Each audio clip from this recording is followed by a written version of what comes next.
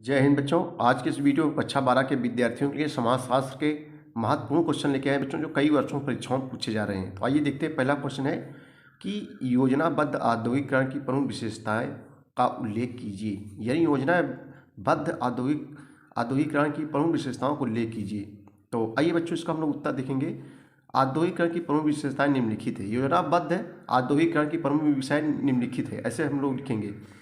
और जब बच्चों निम्नलिखित आ जाए तो नंबर 1 डालेंगे। देखो बच्चों, क्वेश्चन को छोड़ना नहीं है परीक्षाओं में, सभी क्वेश्चन को करना है। जो क्वेश्चन नहीं आते हैं उसको जो है अपने दिमाग से बना के, अगर 100 शब्दों में 50 शब्दों में पूछा है तो उसको लिखिए बच्चों। क्वेश्चन को छोड़ोगे तो फेल हो जाओगे आप, है कि नहीं। चलो आइए देखते हैं। औद्योगिकरण की प्रमुख विशेषताएं निम्नलिखित है। नंबर 1, औद्योगिकरण के दौरान उद्योगों की स्थापना होती है। जो उद्योग धंधे होते हैं, उद्योग की स्थापना होती है। नंबर 2, श्रम की जगह बच्चों पूंजी का महत्व होता है। नंबर 3, मानवीय तथा पशु श्रम के स्थान पर निर्जीव ऊर्जा, जैसे बच्चों विद्युत हो गया, कोयला हो गया, डीजल हो गया, पेट्रोल हो गया, उसके बाद में परमाणु शक्ति हो गई, और उसके बाद में हो गई जल शक्ति हो गई। तो बच्चों इन सब का प्रयोग किया जाता है। उसके बाद में नंबर 4 है वैज्ञानिक एवं तकनीकी पद्धति का प्रयोग होता है, जो वैज्ञानिक तरीके से।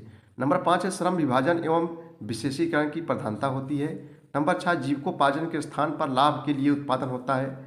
अस्थायी बाजार का उद्भव होता है। नंबर 8 बच्चों, वेतन पर आधारित श्रमिक होते हैं। नंबर 9, पेशेवर समूह का निर्माण होता है। 2 वर्गों मालिक एवं मजदूर का उदय होता है। सामाजिक आर्थिक गतिशीलता होती है। आर्थिक विकास होता है। अधिकाधिक उत्पादन होता है। अगला क्वेश्चन बच्चों देखेंगे। देखो, काफ़ी वर्षों से पूछा जा रहा है, जातिवाद क्या है, जातिवाद को नियंत्रित करने का सुझाव दीजिए।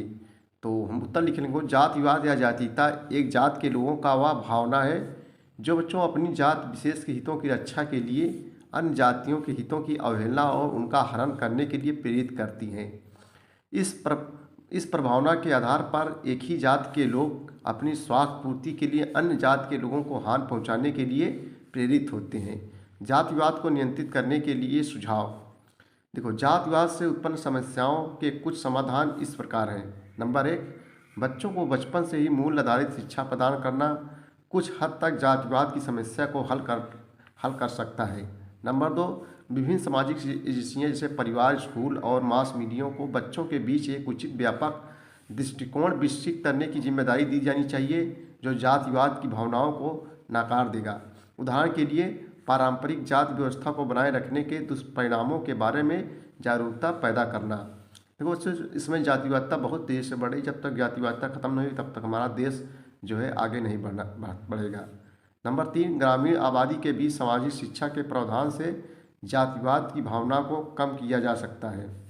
नंबर 4, अंतरजातीय विवाह को प्रोत्साहित करके जातिवाद से उत्पन्न होने वाली भावनाओं को कम से कम किया जा सकता है, क्योंकि ये विवाह विभिन्न जातियों के 2 परिवारों को एक दूसरे के करीब लाते हैं। नंबर 5, समाज के विभिन्न वर्गों के बीच सांस्कृतिक और आर्थिक समानता का प्रावधान ईर्ष्या और प्रतिस्पर्धा की भावना को कम करता है। इस प्रकार जातिवाद को खत्म करने में आर्थिक और सांस्कृतिक समानता जो है क्या है, बहुत ही महत्वपूर्ण है। आइए अगला क्वेश्चन बच्चों देखेंगे। ये भी क्वेश्चन इंपॉर्टेंस है। अन्य पिछड़े वर्ग यानी दलित या अनुसूचित जातियों से भिन्न कैसे हैं, अथवा दलित शब्द का प्रयोग किस संदर्भ में किया जाता है, अथवा दलित से आप क्या समझते हैं। तो कई वर्षों से परीक्षाओं में पूछा जा रहा है, तो इसका उत्तर देखते हैं बच्चों लोग। हम लोग उत्तर, दलित से अभिप्राय अनुसूचित जातियों, जिसको हम लोग एससी कहते हैं, एवं जनजातियों के सर्वाधिक पिछड़े तबकों से है। ये अस्पृश्यता एवं सामाजिक भेदभाव का शिकार रहे हैं बच्चों। इसके विपरीत जातियों का एक काफ़ी बड़ा समूह ऐसा भी है जो निम्न तो समझा जाता है, परंतु उनके साथ किसी प्रकार का भेदभाव नहीं किया जाता था और ना ही उन्हें अछूत माना जाता था।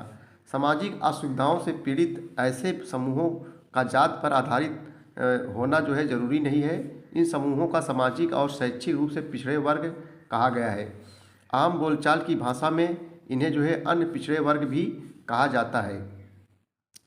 आज आदिवासियों से संबंधित बड़े मुद्दे कौन से हैं? आइए इसका उत्तर हम लोग देखते हैं। आज जो है आदिवासियों से संबंधित बड़े मुद्दे कौन से हैं, तो उत्तर देखेंगे हम लोग। अनुसूचित जातियों की भांति आज आदिवासियों को अनेक समस्याओं का सामना करना पड़ रहा है। आदिवासियों के आर्थिक एवं जो है सामाजिक हालात गैर जनजाति लोगों की अपेक्षा कहीं निम्न है। आदिवासी गरीबी और शोषण की परिस्थितियों में अपनी गुजर बसर करने के लिए मजबूर है। अधिकांश आदिवासी जंगली एवं पहाड़ी क्षेत्रों में बच्चों निवास करते हैं। उपनिवेशवादी एवं स्वतंत्रता के पश्चात सरकारी नीतियों के परिणाम स्वरूप उन्हें भूमि के स्वामित्व से विलय होना पड़ा। इससे उनमें जो है भूमि अलगाव की जो है समस्या विकसित हो गई। निर्धनता के कारण आदिवासी ऋणग्रस्तता, ऋण माने जो कर्जीदार होते हैं, ऋणग्रस्तता एवं मधुआ मजदूरी जैसी समस्याओं का भी सामना कर रहे हैं।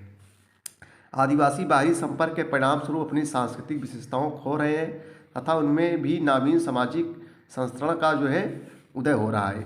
वे आज अपने आप को दुविधा की स्थिति में पा रहे हैं, क्योंकि उनकी अपनी सामाजिक संरचना तो बदल गई है, परंतु नई संरचना उनकी आकांक्षाओं को पूरा करने में सफल नहीं हो पा रही है। यही है बच्चों आदिवासियों संबंधित बड़े मुद्दे।